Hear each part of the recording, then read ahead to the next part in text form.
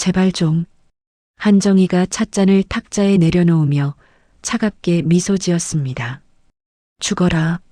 며느리 서연의 손에서 찻잔이 떨어졌습니다. 산산조각난 도자기처럼 그녀의 삶도 그날 산산이 부서졌습니다. 그리고 3년 후 실종됐다던 그 며느리가 돌아왔습니다. 이번엔 강은혜라는 이름으로 복수기가 되어서 처음 뵙겠습니다, 부인. 악수를 청하는 그녀의 손을 잡는 순간 한정희의 등에 소름이 돋았습니다. 죽은 줄만 알았던 며느리가 이제 시어머니의 목숨줄을 쥐게 됩니다. 오늘의 사연 시작합니다. 한시가의 넓은 거실에 오후 햇살이 쏟아져 들어왔습니다. 크리스털 샹들리에 아래 고급 소파에 앉은 한정희가 찻잔을 들어 올렸습니다. 건너편 소파에는 며느리 윤서연이 고개를 숙인 채 앉아 있었습니다. 서연의 손은 무릎 위에서 떨리고 있었습니다. 서연아. 한정희가 입가에 미소를 지으며 불렀습니다. 네, 어머님. 서연이 고개를 들자 한정희의 눈빛이 차갑게 식어 있었습니다. 너 때문에 우리 민우가 얼마나 고생하는지 아니? 죄송합니다. 죄송하다고 다야? 3년이 지났는데 아직도 아이 소식이 없잖아. 이 집안에 무슨 도움이 되는 게 있어? 서연의 눈가가 붉어졌습니다. 찻잔을 든 한정희의 손이 천천히 움직였습니다. 제발 좀. 한정희가 찻잔을 탁자에 내려놓으며 말을 이었습니다. 죽어라. 서연의 손에서 찻잔이 떨어졌습니다. 바닥에 부딪힌 도자기가 산산조각 나며 흩어졌습니다. 어머님. 못 알아듣겠어? 제발 좀 죽어라고. 한정희의 얼굴에는 여전히 우아한 미소가 걸려 있었습니다. 서연은 바닥에 쏟아진 차를 멍하니 내려다봤습니다. 3년 전으로 시간이 흘러갑니다. 결혼식장 앞 순백의 드레스를 입은 서연이 환하게 웃고 있었습니다. 서연 씨, 우리 집안에 오시게 되어 정말 기뻐요. 한정희가 서연의 손을 잡으며 말했습니다. 감사합니다, 어머님. 잘 배우겠습니다. 그래요, 우리 딸처럼 생각할게요. 하지만 식장을 나서며 한정희의 표정이 싹 변했습니다. 옆에 있던 집사에게 한정희가 낮은 목소리로 말했습니다. 저 여자를 절대 편하게 해주지 마. 알겠지? 네, 마님. 집사가 고개를 숙였습니다. 결혼 1년이 지났습니다. 서연은 부엌에서 설거지를 하고 있었습니다. 한정희가 뒤에서 다가왔습니다. 이게 뭐야? 한정희가 접시 하나를 집어들었습니다. 물기가 남아있잖아. 이것도 제대로 못해? 죄송합니다. 다시 하겠습니다. 다시? 처음부터 제대로 하면 되는 거 아니야? 한정희가 접시를 싱크대에 내던졌습니다. 접시가 깨지며 파편이 튀었습니다. 서연의 손등에 작은 상처가 생겼습니다. 피가 나네. 그것도 제대로 못 피해? 한정희가 냉소를 띠며 돌아섰습니다. 서연은 상처난 손을 꼭 쥐었습니다.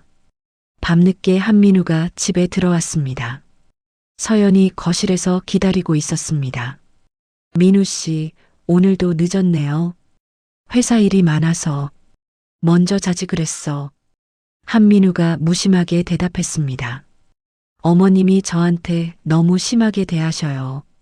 좀 말씀해 주시면 안 될까요? 그게 어머니 성격이 원래 까다로우셔. 조금만 참아봐. 참아달라는 말만 하시네요.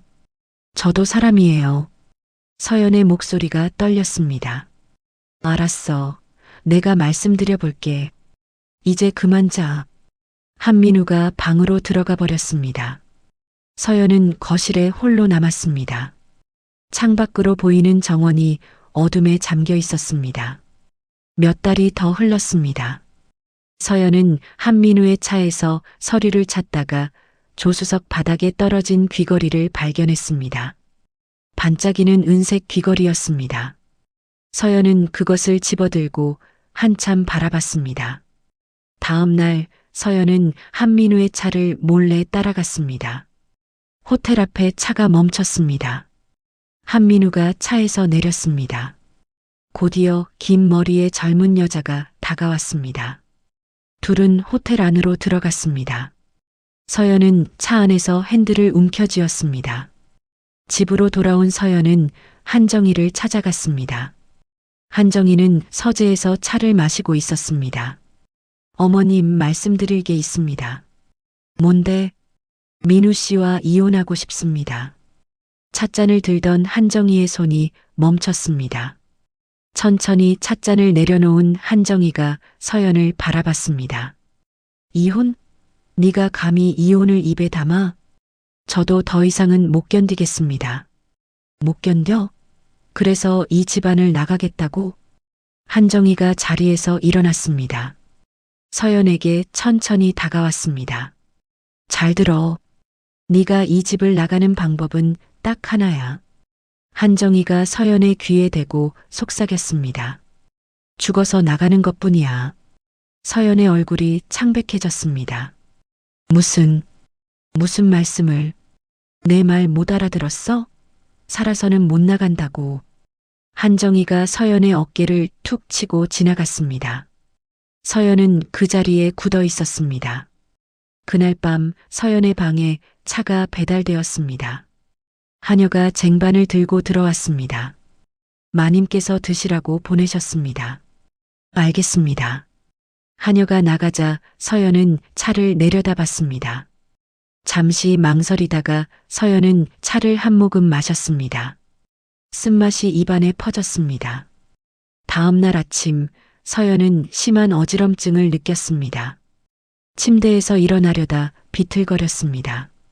간신히 발코니로 나간 서연이 난간을 붙잡았습니다. 아래 정원의 대리석 바닥이 아득하게 보였습니다. 그때 뒤에서 누군가 다가오는 기척이 들렸습니다.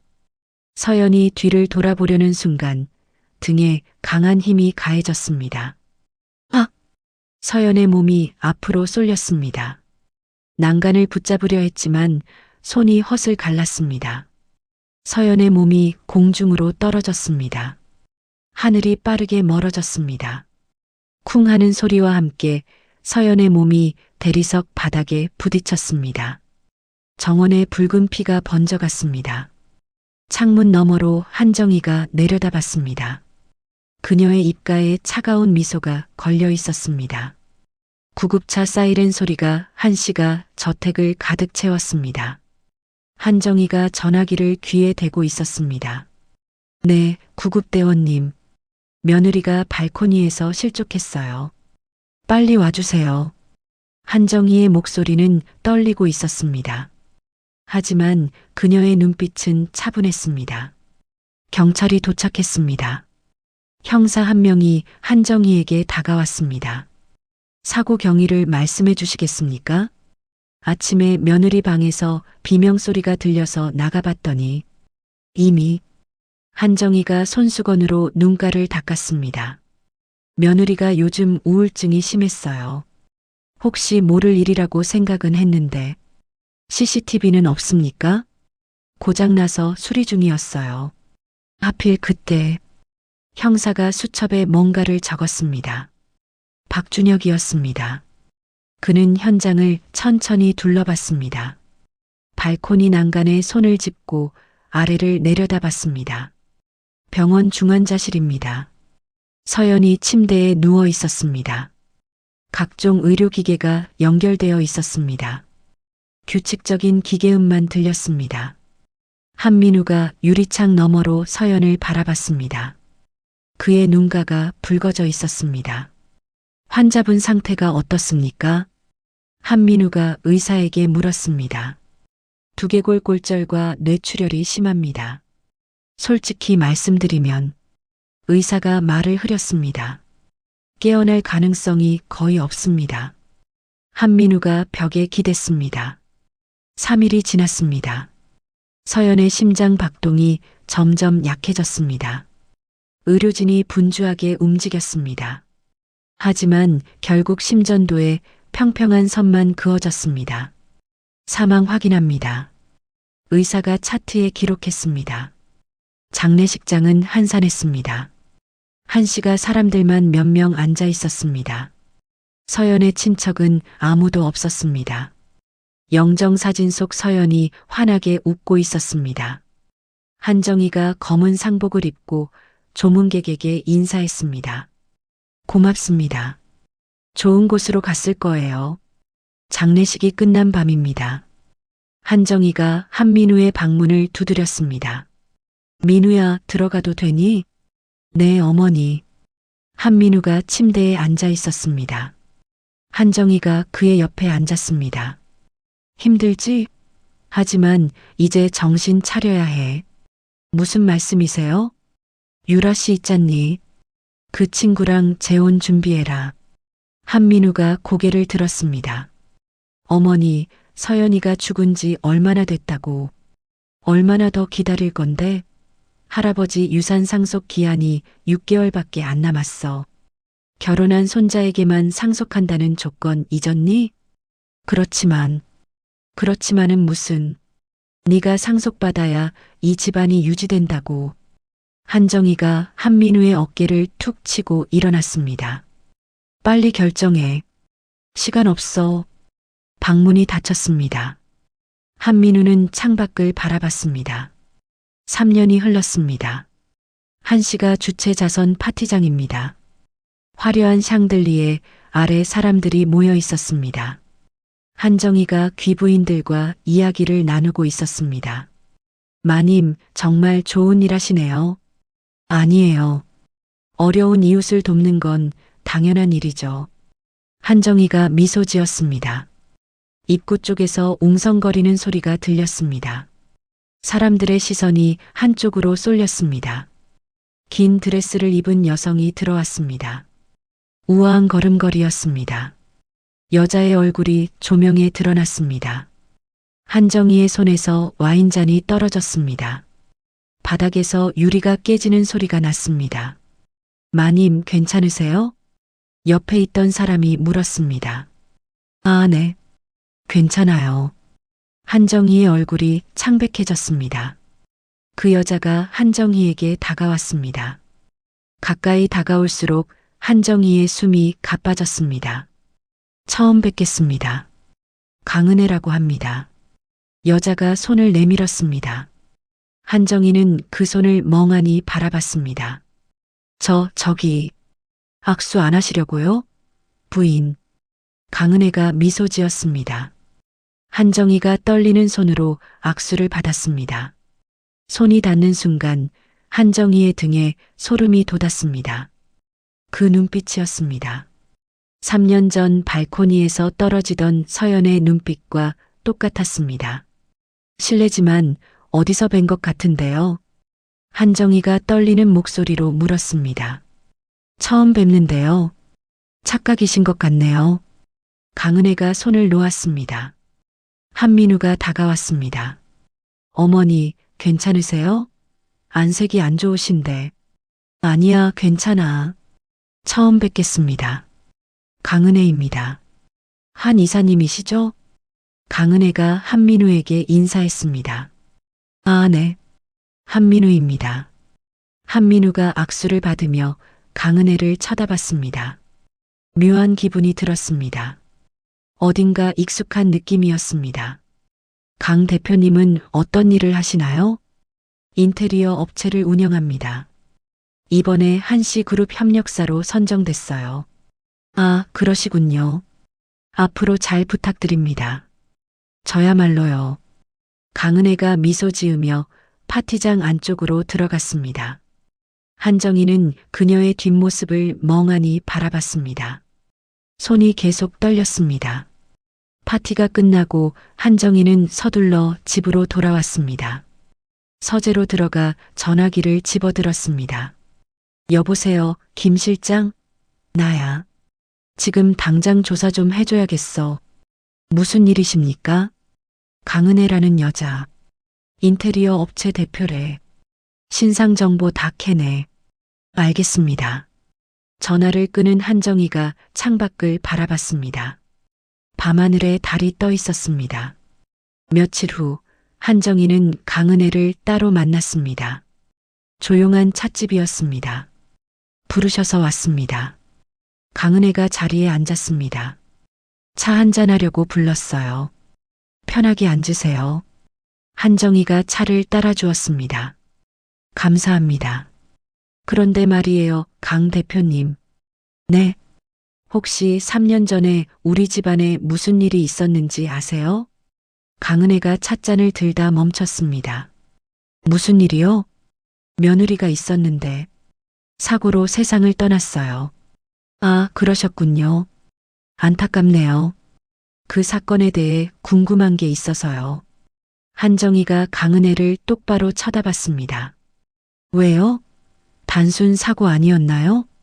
강은혜가 찻잔을 내려놓으며 물었습니다. 그게 최근에 이상한 소문이 돌아서요. 무슨 소문이요?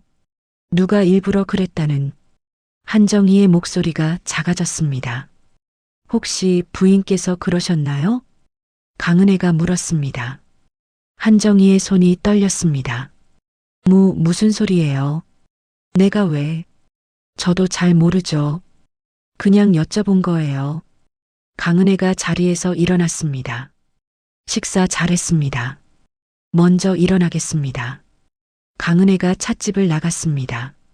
한정희는 떨리는 손으로 찻잔을 움켜쥐었습니다. 다음 날 오후 미국에서 한 남자가 한씨가 저택에 도착했습니다. 택시에서 내린 남자는 큰 가방을 들고 현관으로 걸어갔습니다. 집사가 문을 열었습니다. 어서 오십시오. 민우 있나? 남자의 목소리가 묵직했습니다. 거실에서 한민우가 서류를 보고 있었습니다. 남자가 들어서자 한민우가 고개를 들었습니다. 외삼촌? 그래, 나다. 박성준이 소파에 앉았습니다. 갑자기 웬일이세요? 연락도 없이. 할 말이 있어서 왔다. 무슨 말씀이신데요? 박성준이 가방에서 서류 뭉치를 꺼냈습니다.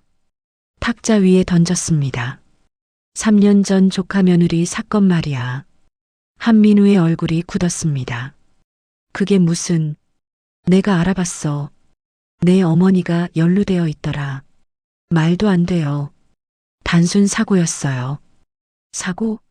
이게 사고처럼 보이나? 박성준이 서류를 펼쳤습니다. 사진 몇 장이 나왔습니다. CCTV가 고장 났다고 했지? 근데 수리 기사는 그날 출동한 적이 없대. 이상하지 않나? 한민우가 사진을 집어들었습니다. 손이 떨렸습니다. 외삼촌, 이게 대체... 내 어머니 말이야. 20년 전에도 비슷한 짓을 했어. 무슨 말씀이세요? 내 고모 기억나니? 요양원에 계시잖아. 네, 치매 때문에. 치매가 아니야. 내 어머니가 약을 먹였어. 유산을 혼자 차지하려고. 한민우가 자리에서 벌떡 일어났습니다. 그런 말씀 함부로 하시면 안 됩니다. 함부로? 증거가 다 있는데? 박성준이 또 다른 서류를 꺼냈습니다. 약국 기록이야. 당시 내 어머니 이름으로 구매한 약 목록이지. 한민우가 서류를 받아들었습니다. 글자들이 눈앞에서 흔들렸습니다. 그때 한정희가 거실로 들어왔습니다. 오빠, 언제 왔어? 왔으면 인사는 해야지, 동생아. 박성준이 차갑게 말했습니다. 무슨 일로 왔는데? 네가 한 짓을 묻고 싶어서. 한정희의 표정이 굳었습니다. 무슨 소리야? 서연이 죽음. 네가 죽였지? 미쳤어? 그게 무슨... 증거 다 있어. 이제 그만 인정해. 한정희가 한민우를 쳐다봤습니다. 민우야, 외삼촌 말 듣지 마. 다 거짓말이야. 한민우는 대답하지 않았습니다. 고개를 숙인 채 서 있었습니다. 한편 그 시각 강은혜는 낡은 아파트 단지를 찾아갔습니다. 한 집 초인종을 눌렀습니다. 누구세요? 김 여사님, 강은혜입니다. 통화했던 사람이요. 문이 열렸습니다. 50대 여자가 조심스럽게 밖을 내다봤습니다. 들어오세요. 좁은 거실에 둘이 마주 앉았습니다. 김 여사의 손이 떨리고 있었습니다. 말씀하시기 힘드시죠? 강은혜가 조용히 물었습니다. 3년이나 지났는데 아직도 꿈에 나와요. 서연 씨가 그날 무슨 일이 있었는지 말씀해 주실 수 있나요? 김 여사가 손수건으로 눈가를 닦았습니다. 그날 새벽이었어요. 마님이 저를 부르셨죠. 한정혜 씨가요? 네. 서연 씨 방에 차를 가져다 놓으래요. 근데요? 차에 뭘 넣는 걸 봤어요. 흰가루 같은 거. 강은혜의 눈빛이 날카로워졌습니다. 수면제였나요? 아마도요. 그리고 그날 아침 CCTV 선을 직접 뽑으시는 걸 봤어요. 왜 그때 말씀 안 하셨어요? 무서웠어요. 마님이 저를 죽일 것 같았어요. 김 여사가 흐느꼈습니다. 이제라도 말씀해 주셔서 감사합니다. 강은혜가 김 여사의 손을 잡았습니다. 며칠 후 한시가의 주가가 떨어지기 시작했습니다.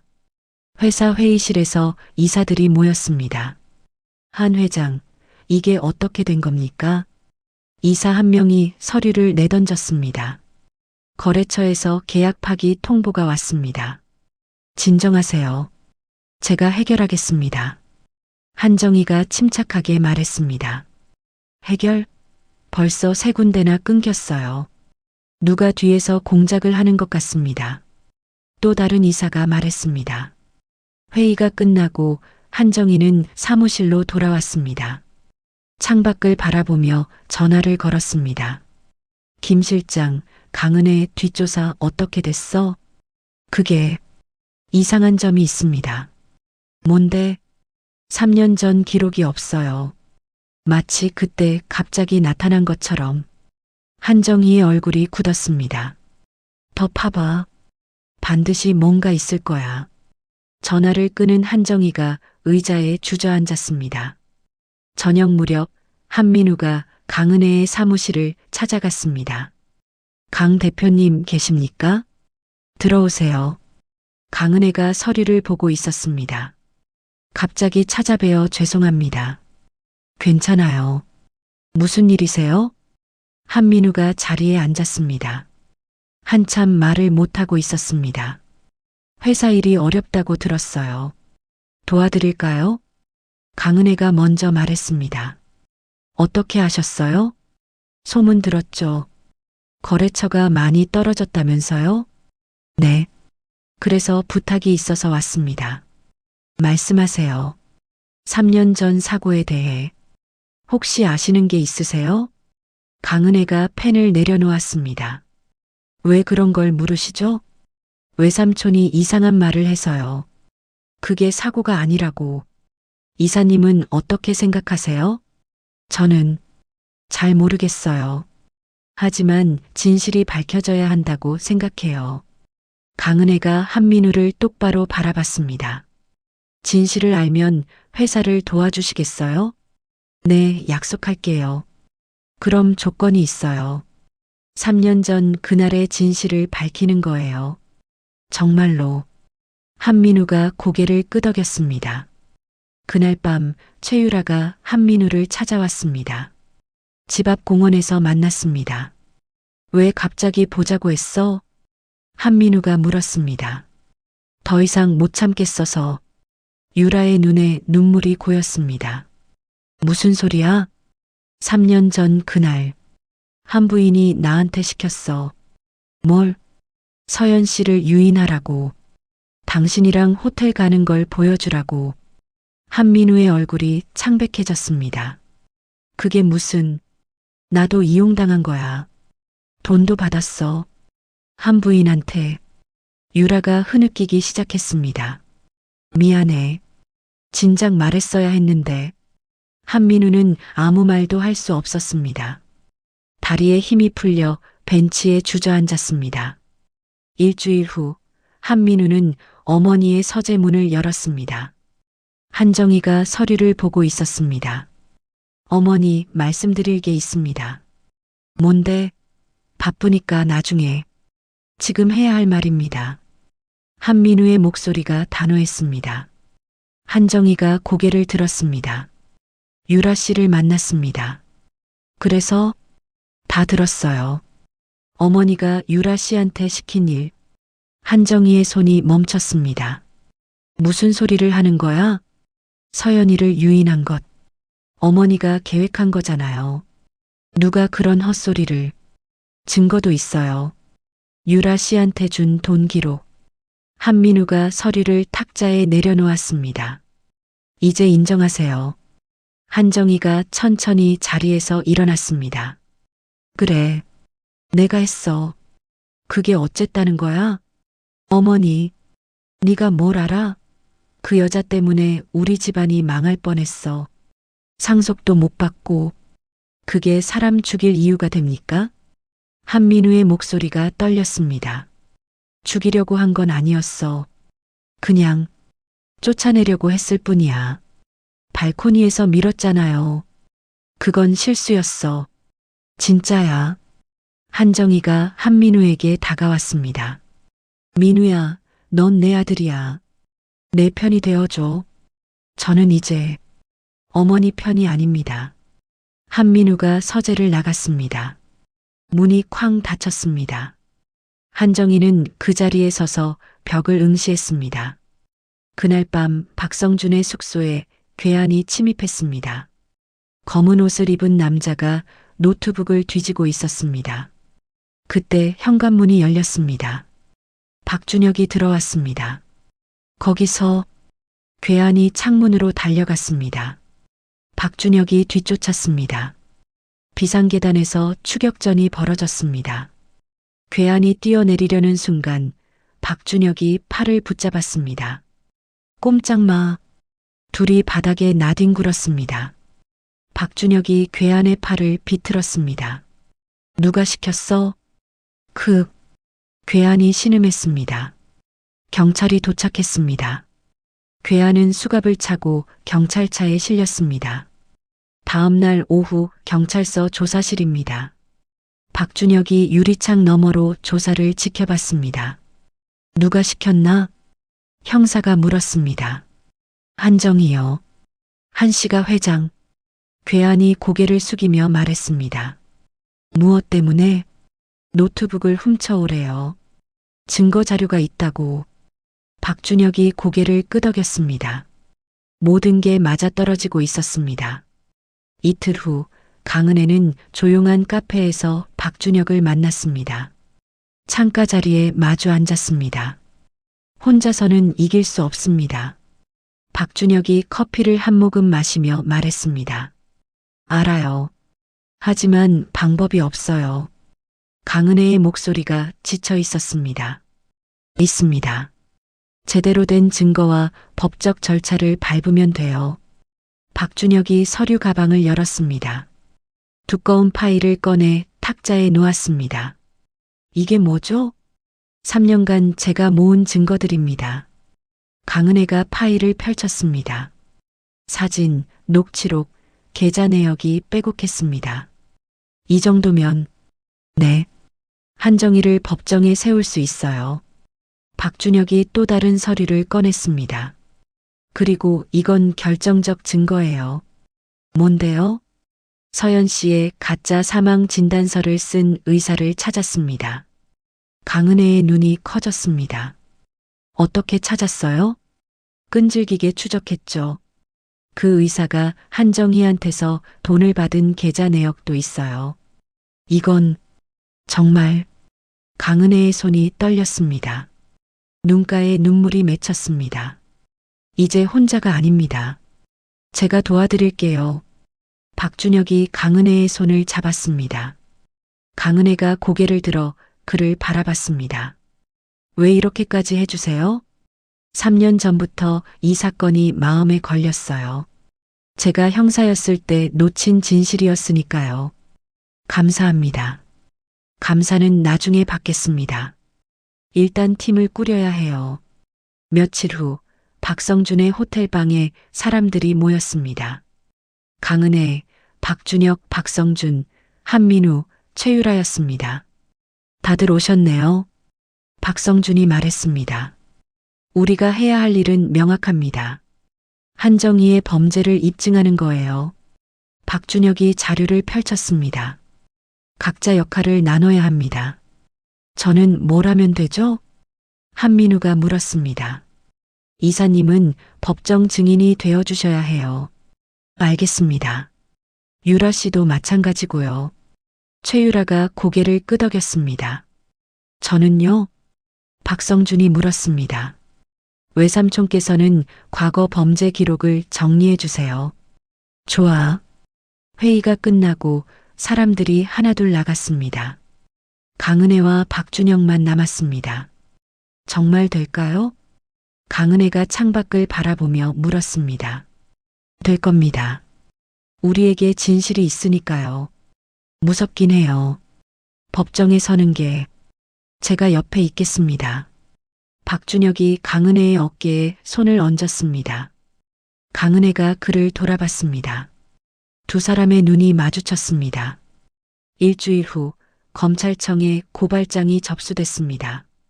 한정희에 대한 살인 미수, 보험 사기, 문서 위조 혐의였습니다. 그날 저녁 한정희는 집에서 뉴스를 보고 있었습니다. 한 씨가 회장 한정희 씨가 며느리 살해 혐의로 검찰 조사를 받게 됐습니다. 앵커의 목소리가 거실에 울려 퍼졌습니다.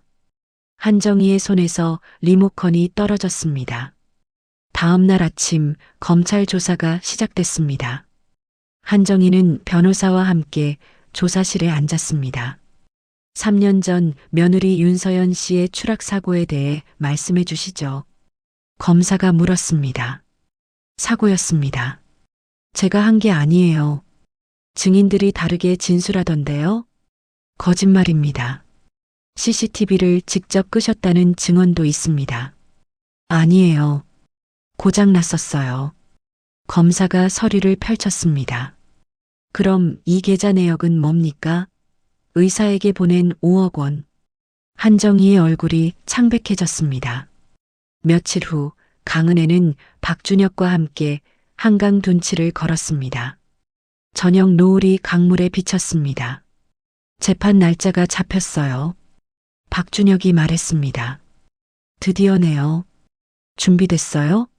아니요. 떨려 죽겠어요. 강은혜가 솔직하게 말했습니다. 당연히 떨리죠. 하지만 잘하실 겁니다. 어떻게 그렇게 확신해요? 당신은 3년을 견뎌냈잖아요. 이제 마지막 고비만 남았어요. 박준혁이 멈춰서서 강은혜를 바라봤습니다. 당신이 없었으면 저는 복수에 집착하다 제 자신마저 잃었을 거예요. 복수가 아니라 정의예요. 그걸 잊지 마세요. 네. 강은혜가 미소 지었습니다. 박준혁도 따라 웃었습니다. 둘은 다시 걷기 시작했습니다. 해가 지고 있었습니다. 하지만 어둠 뒤에 새벽이 기다리고 있었습니다. 재판 당일 아침 법원 앞에 수많은 기자들이 모여 있었습니다. 카메라 플래시가 터졌습니다. 강은혜가 박준혁과 함께 법원 계단을 올랐습니다. 강은혜 씨, 한마디 해주세요. 3년 만에 돌아온 심경이 어떠십니까? 기자들이 마이크를 들이댔습니다. 강은혜는 대답하지 않고 법원 안으로 들어갔습니다. 법정 안 방청석이 사람들로 가득 찼습니다. 피고석에 한정희가 앉아 있었습니다. 그녀의 얼굴은 헬쑥했습니다. 변호사가 옆에 앉아 서류를 정리했습니다. 모두 일어나 주십시오. 판사가 입장했습니다. 모두가 자리에서 일어났습니다. 피고인 한정희에 대한 살인 미수 및 보험 사기 사건을 시작하겠습니다. 판사가 망치를 두드렸습니다. 검사가 자리에서 일어났습니다. 먼저 피해자 윤서연 씨를 증인으로 신청합니다. 강은혜가 증인석으로 걸어갔습니다. 한정희가 그녀를 노려봤습니다. 강은혜는 그 시선을 피하지 않았습니다. 선서하시겠습니까? 양심에 따라 숨김없이 말하고 거짓을 말하면 위증의 벌을 받기로 맹세합니다. 강은혜의 목소리가 법정에 울렸습니다. 증인은 3년 전 사건에 대해 말씀해 주십시오. 검사가 물었습니다. 3년 전 그날 저는 시어머니에게 이혼을 요구했습니다. 강은혜가 한정희를 바라보며 말했습니다. 그랬더니 시어머니께서 이렇게 말씀하셨습니다. 네가 이 집을 나가는 방법은 죽어서 나가는 것뿐이라고. 방청석이 술렁였습니다. 그날 밤 제 방에 차가 배달됐습니다. 시어머니가 보낸 거였죠. 그 차를 마셨습니까? 네. 그리고 다음 날 아침 심한 어지럼증을 느꼈습니다. 강은혜의 목소리가 떨렸습니다. 발코니로 나갔을 때 뒤에서 누군가 저를 밀었습니다. 누가 밀었습니까? 시어머니였습니다. 한정희가 자리에서 벌떡 일어났습니다. 거짓말이야. 내가 왜 그랬겠어. 피고인, 조용히 하십시오. 판사가 주의를 줬습니다. 이어서 질문하십시오. 그 후 어떻게 됐습니까? 저는 떨어졌습니다. 죽는 줄 알았어요. 하지만 혼수 상태에서 깨어났습니다. 어디서 깨어났습니까? 해외 병원이었습니다. 누군가 저를 그곳으로 옮긴 거였어요. 검사가 서류를 들었습니다. 이 병원 기록을 제출합니다. 증인이 3년간 치료를 받은 기록입니다.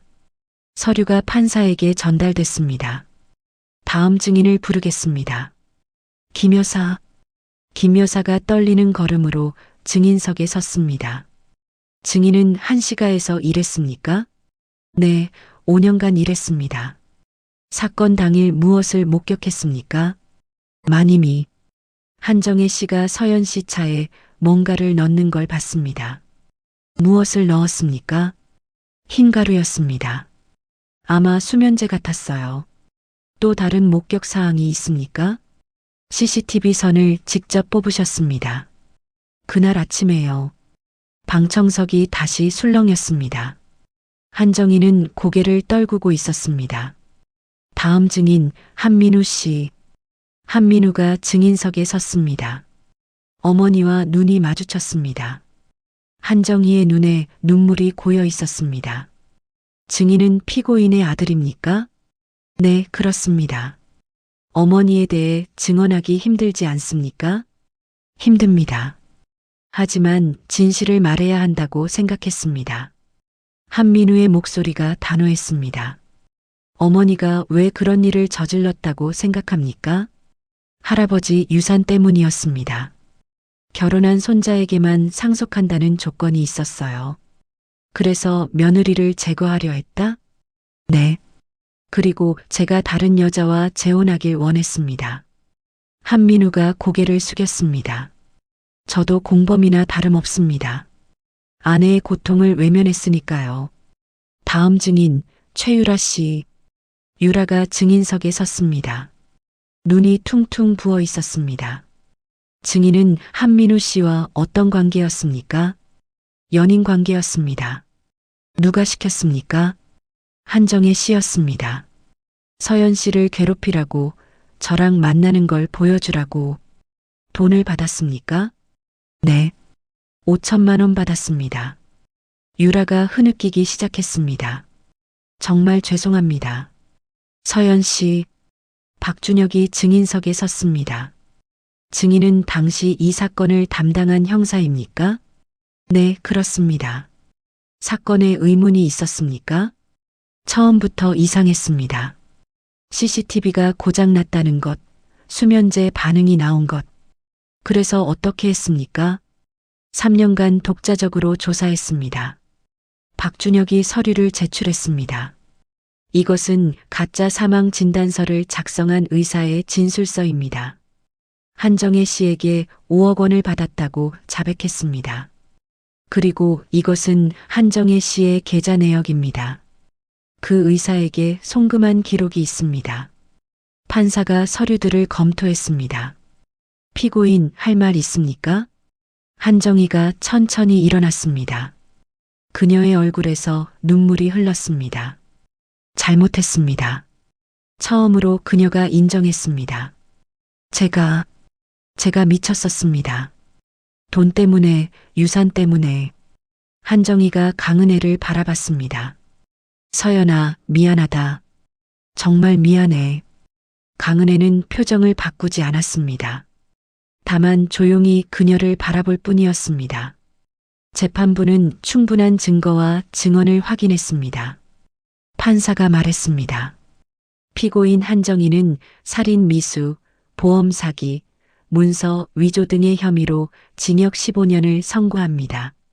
망치 소리가 법정에 울렸습니다. 방청석에서 박수가 터져 나왔습니다. 강은혜는 눈을 감았습니다. 긴 싸움이 끝났습니다. 법원을 나서는 강은혜에게 기자들이 몰려들었습니다. 소감 한마디 해주세요. 강은혜가 멈춰섰습니다. 마이크 앞에 섰습니다. 3년간 제 목숨을 앗아간 사람에게 정의가 실현됐습니다. 저와 같은 피해자가 더 이상 나오지 않길 바랍니다. 그날 저녁 조용한 식당에 사람들이 모였습니다. 강은혜, 박준혁, 박성준, 한민우, 최유라였습니다. 모두 수고 많으셨습니다. 박성준이 잔을 들었습니다. 서연 씨 덕분입니다. 용기 내주셔서 감사합니다. 아닙니다. 여러분이 없었다면 불가능했어요. 강은혜가 고개를 숙였습니다. 이제 뭐 하실 거예요? 한민우가 물었습니다. 새로운 삶을 살아야죠. 진짜 제 인생을요. 저도 새로 시작하려고요. 한민우가 서류 봉투를 꺼냈습니다.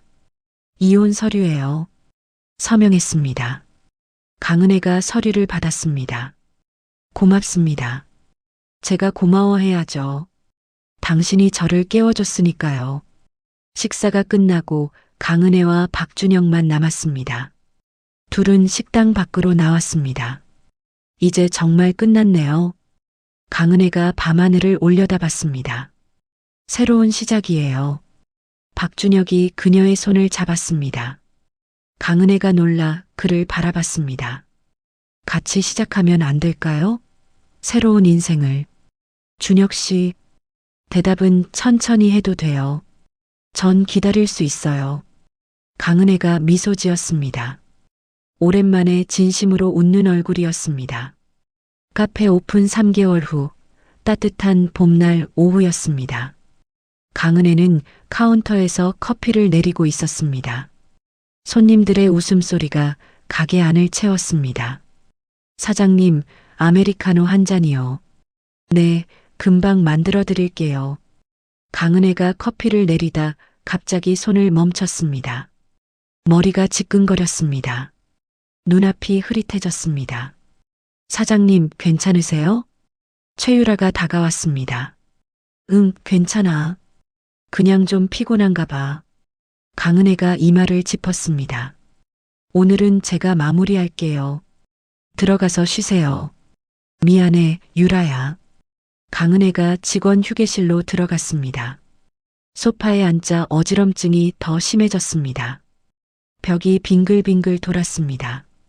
다음 날 강은혜는 병원을 찾았습니다. 진료실에서 검사 결과를 기다렸습니다. 의사가 엑스레이 사진을 들고 들어왔습니다. 앉으세요. 의사의 표정이 무거웠습니다. 검사 결과가 어떻게 나왔나요? 좋지 않습니다.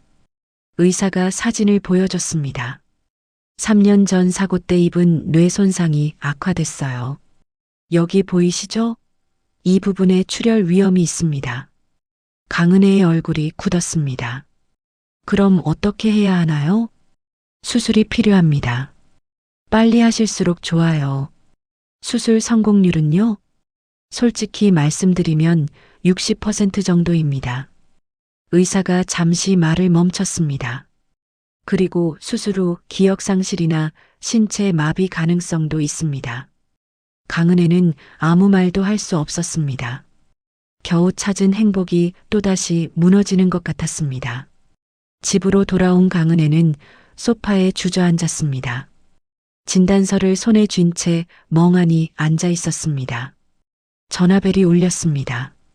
박준혁이었습니다. 여보세요? 강은혜가 목소리를 가다듬으며 받았습니다. 서연 씨, 저녁 같이 먹을까요? 미안해요. 오늘은 좀 피곤해서. 무슨 일 있어요?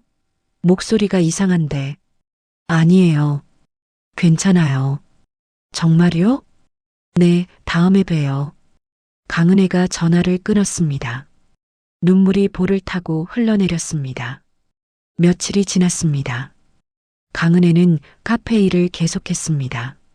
하지만 두통은 점점 심해졌습니다.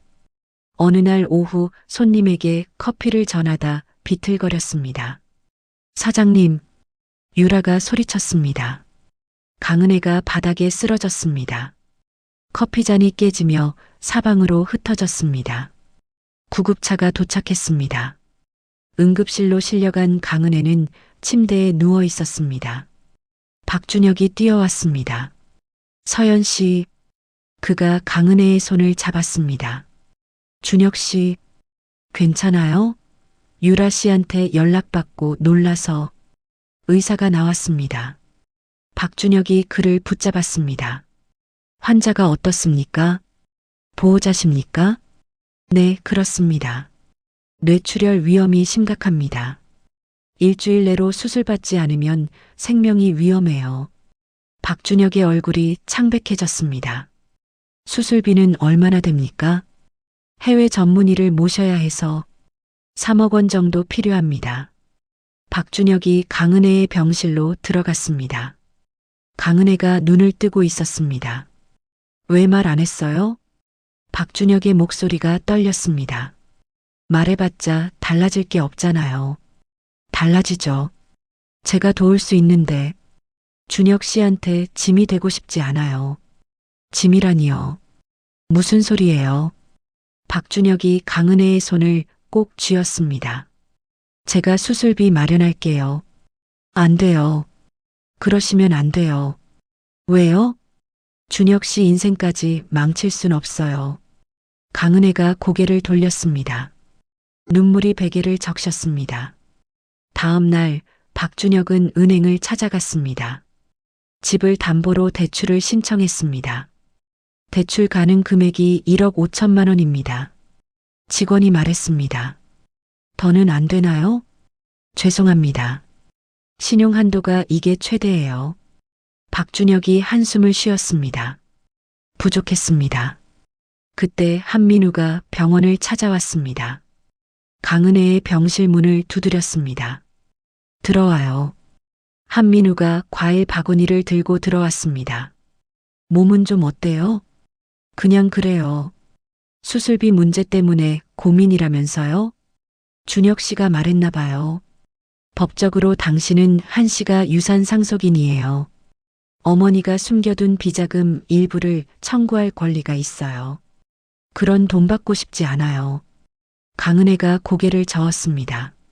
목숨이 달린 문제인데 자존심 부릴 때가 아니잖아요. 하지만 제가 변호사 선임할게요. 빨리 소송 진행하죠. 한민우가 간절하게 말했습니다. 강은혜는 망설였습니다. 하지만 선택의 여지가 없었습니다. 며칠 후 변호사와 함께 유산 청구 소송이 제기됐습니다. 하지만 교도소에 있는 한정희는 거부 의사를 밝혔습니다. 단 한 푼도 주지 않겠다고 전해주세요. 한정희가 면회온 변호사에게 말했습니다. 하지만 법적으로 내가 살아있는 한 그 여자한테는 절대 안 돼. 한정희의 눈빛이 차가웠습니다. 법적 공방이 시작됐습니다. 하지만 시간이 걸렸습니다. 강은혜의 상태는 점점 나빠졌습니다. 일주일이 지난 어느 날 밤 강은혜는 카페에 혼자 앉아 있었습니다. 문이 열렸습니다. 박성준이 들어왔습니다. 이 시간에 웬일이세요? 조카 며느리 들었네. 몸이 안 좋다면서? 괜찮아요. 거짓말 마. 수술비 때문에 고민이지? 강은혜가 고개를 숙였습니다. 내가 되겠네. 박성준이 수표를 꺼냈습니다. 이건 받을 수 없어요. 왜? 자네는 우리 가족이 저지른 죄의 피해자야. 당연한 일이야. 하지만 밖에 그리고 빨리 수술 받아. 알았나? 박성준이 수표를 탁자에 놓고 나갔습니다. 강은혜는 수표를 보며 눈물을 흘렸습니다. 일주일 후 강은혜는 해외 병원행 비행기에 올랐습니다. 박준혁이 옆자리에 앉았습니다. 긴장되죠? 많이요. 떨려서 죽을 것 같아요. 강은혜의 손이 떨렸습니다. 박준혁이 그 손을 잡았습니다. 잘 될 거예요. 제가 옆에 있을게요. 고마워요. 정말로. 비행기가 이륙했습니다. 강은혜는 창밖을 바라봤습니다. 구름 위로 해가 떠오르고 있었습니다. 병원에 도착한 강은혜는 전문의와 상담했습니다.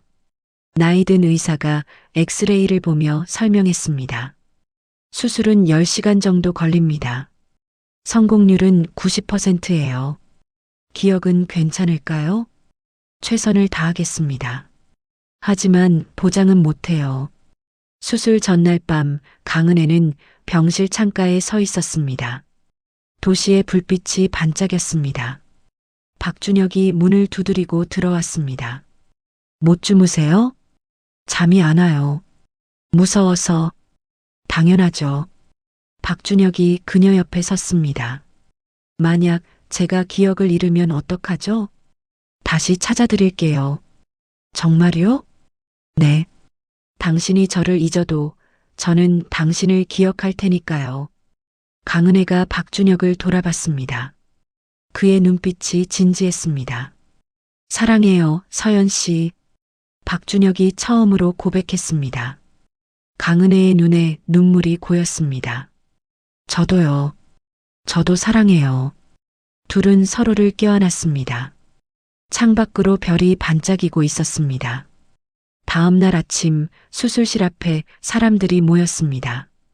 박준혁, 유라, 한민우, 박성준이었습니다. 수술 잘 받고 나와요.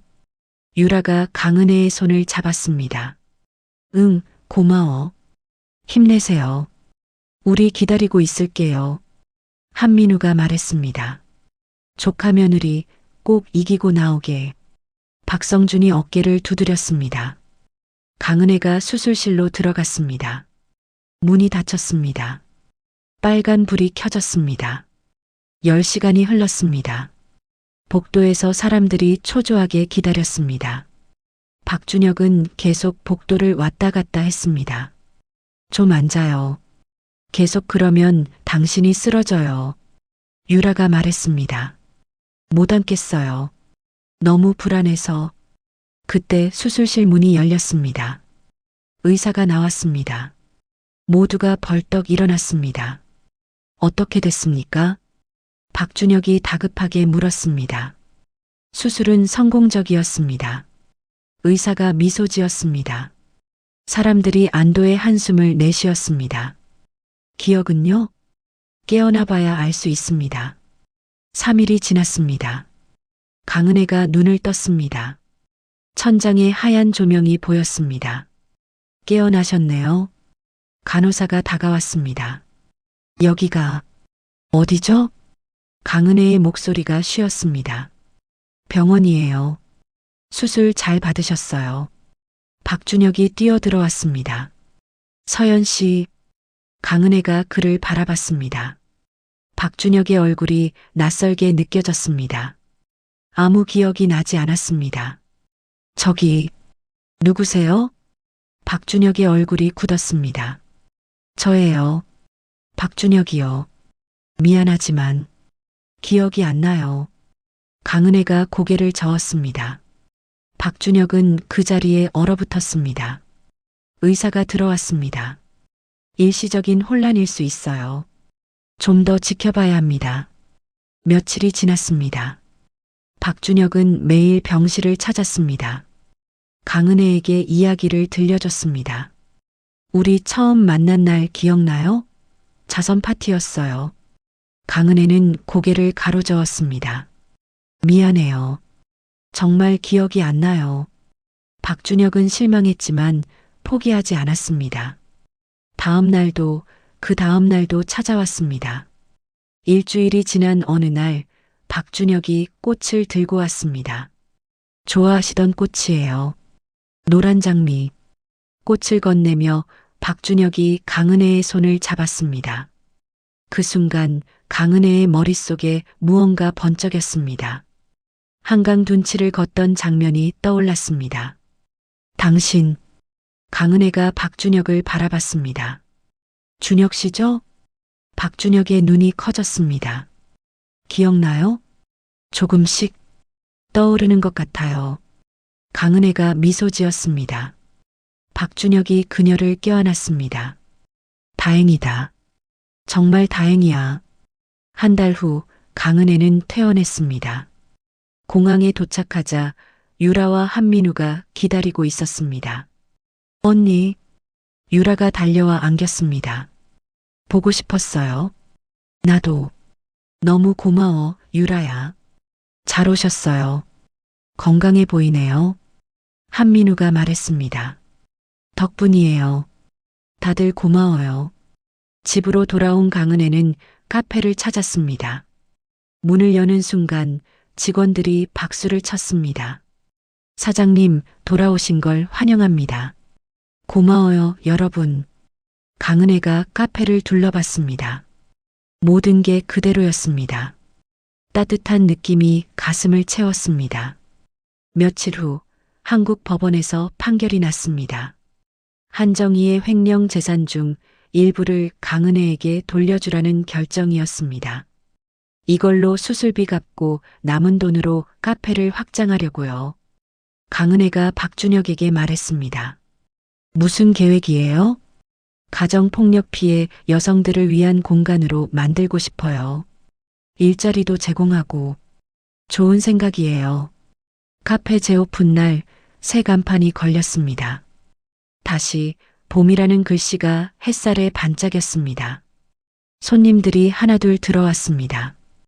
유라가 카운터에서 주문을 받았습니다. 강은혜는 직원들과 함께 커피를 만들었습니다. 언니, 이거 2번 테이블이요. 알았어. 강은혜가 커피를 들고 테이블로 갔습니다. 손님이 고맙다며 미소 지었습니다. 강은혜도 따라 웃었습니다. 저녁 무렵 교도소에서 편지 한 통이 도착했습니다. 한정희가 보낸 것이었습니다. 강은혜는 편지를 펼쳤습니다. 서연아, 용서해달라는 말은 하지 않겠다. 자격이 없으니까. 다만 네가 행복하길 바란다. 진심으로. 강은혜는 편지를 접었습니다. 창밖을 바라봤습니다. 석양이 지고 있었습니다. 이제 정말 끝났네요. 박준혁이 옆에 섰습니다. 아니요. 이제 시작이에요. 강은혜가 그의 손을 잡았습니다. 우리의 시작? 둘은 서로를 바라보며 미소 지었습니다. 카페 안에서 손님들의 웃음소리가 들렸습니다. 따뜻한 봄바람이 창문 사이로 불어왔습니다. 1년 후 카페 다시 봄은 2배로 넓어졌습니다. 2층까지 확장된 공간에 사람들이 가득했습니다. 강은혜는 직원 교육을 진행하고 있었습니다. 여러분, 이곳은 단순한 카페가 아니에요. 우리 모두의 재시작이죠. 10명의 여성 직원들이 고개를 끄덕였습니다. 모두 과거 가정폭력 피해를 겪었던 사람들이었습니다. 힘들 때는 언제든 말해요. 혼자 견디지 마세요. 네, 사장님. 직원들이 대답했습니다. 교육이 끝나고 강은혜는 2층 사무실로 올라갔습니다. 벽에는 다시 태어난 봄 재단 현판이 걸려 있었습니다. 책상 위에 강연 요청서가 쌓여 있었습니다. 오늘 강연은 몇 시였죠? 강은혜가 유라에게 물었습니다. 3시요. 여성회관에서요. 알겠어요. 준비할게요. 오후 3시 여성회관 강당이었습니다. 100명이 넘는 사람들이 자리를 채웠습니다. 강은혜가 단상에 섰습니다. 안녕하세요. 강은혜입니다. 박수 소리가 울렸습니다. 저는 3년 전 죽었습니다. 정확히는 죽을 뻔했죠. 청중이 숨을 죽였습니다. 명문가 며느리였던 저는 시어머니의 학대를 견디다 발코니에서 떨어졌어요. 강은혜가 자신의 이야기를 담담하게 풀어냈습니다. 혼수 상태, 복수, 그리고 법정 싸움까지. 복수는 또 다른 고통을 낳을 뿐이에요. 진짜 중요한 건 다시 일어서는 거예요. 한 여성이 손을 들었습니다. 질문 있으세요? 저도 지금 비슷한 상황이에요. 어떻게 용기를 냈나요? 혼자가 아니라는 걸 깨달았어요. 도와주는 사람들이 있었죠. 강은혜가 미소 지었습니다. 당신도 혼자가 아니에요. 손을 내밀면 잡아줄 사람이 있어요. 강연이 끝나고 여러 사람이 강은혜를 찾아왔습니다. 상담을 요청하는 사람들이었습니다. 제 연락처예요. 언제든 연락 주세요. 강은혜가 명함을 건넸습니다. 저녁 강은혜는 박준혁과 함께 출판사를 방문했습니다. 편집자가 원고를 내밀었습니다. 드디어 나왔네요. 책? 강은혜가 원고를 받아들었습니다. 표지에는 죽음에서 돌아온 여자라는 제목이 적혀 있었습니다. 다음 주 출간됩니다. 반응이 좋을 것 같아요. 편집자가 말했습니다. 떨리네요. 잘 쓰셨어요. 많은 사람들에게 희망이 될 거예요. 출판사를 나서며 박준혁이 강은혜의 손을 잡았습니다. 축하해요. 작가님, 고마워요. 당신 덕분이에요. 제가 뭘 했다고요? 옆에 있어줬잖아요. 그것만으로도 충분했어요. 2달 후 책이 베스트셀러 목록에 올랐습니다. 방송 출연 요청이 쏟아졌습니다. 강은혜는 여러 프로그램에 나가 자신의 이야기를 전했습니다. 시청자분들께 하고 싶은 말씀이 있나요? 진행자가 물었습니다. 포기하지 마세요. 어둠 끝에는 반드시 빛이 있어요. 방송이 나간 후 재단으로 전화가 쏟아졌습니다. 도움을 요청하는 사람들이었습니다. 법률 상담이 필요하세요? 연결해 드릴게요. 심리 상담은 매주 화요일에 진행돼요. 직원들이 분주하게 움직였습니다. 재단이 점점 커졌습니다. 한편 한민우는 작은 회사에 다니고 있었습니다. 평범한 직장인의 삶이었습니다. 퇴근 후 그는 재단 계좌로 돈을 송금했습니다. 익명이었습니다. 이번 달도 익명 기부가 들어왔어요. 유라가 강은혜에게 말했습니다. 민우 씨일 거예요. 어떻게 아세요? 그 사람 마음을 아니까요. 속죄하고 싶은 거겠죠. 어느 여름날 교도소에서 한정희가 가석방됐습니다. 5년을 복역한 후였습니다. 건강이 많이 나빠져 있었습니다. 한정희는 카페 다시 봄 앞에 섰습니다. 한참을 망설이다 문을 열었습니다. 종소리가 울렸습니다. 강은혜가 카운터에서 고개를 들었습니다. 한정희와 눈이 마주쳤습니다. 어서 오세요. 강은혜가 평온하게 말했습니다. 서연아. 한정희의 목소리가 떨렸습니다. 앉으세요. 강은혜가 테이블을 가리켰습니다. 한정희가 조심스럽게 앉았습니다. 커피 드릴까요? 아니, 괜찮아. 한정희가 고개를 숙였습니다. 할 말이 있어서 왔어. 들을게요. 용서해달라는 말은 안 할게. 자격이 없으니까. 한정희의 눈에 눈물이 고였습니다. 다만 사죄하고 싶었어. 진심으로. 강은혜는 잠시 침묵했습니다. 창밖을 바라봤습니다. 용서는 할 수 없어요. 솔직히 알아. 하지만 당신도 남은 삶을 의미 있게 사셨으면 좋겠어요. 강은혜가 한정희를 바라봤습니다. 더 이상 증오가 아닌 담담함이었습니다. 고마워. 그 말만으로도. 한정희가 일어섰습니다. 문을 나서며 뒤를 돌아봤습니다. 행복해라, 서연아. 문이 닫혔습니다. 강은혜는 그 자리에 서서 한참을 생각했습니다. 가을이 왔습니다. 강은혜는 박준혁과 함께 작은 결혼식을 올렸습니다. 바닷가 예식장이었습니다. 하객은 많지 않았습니다. 박성준, 유라, 한민우, 재단 직원들이었습니다. 신랑 신부에게 반지를 끼워주시기 바랍니다. 주례가 말했습니다. 박준혁이 강은혜의 손에 반지를 끼웠습니다. 강은혜도 그의 손에 반지를 끼웠습니다. 이제 입맞춤하셔도 됩니다.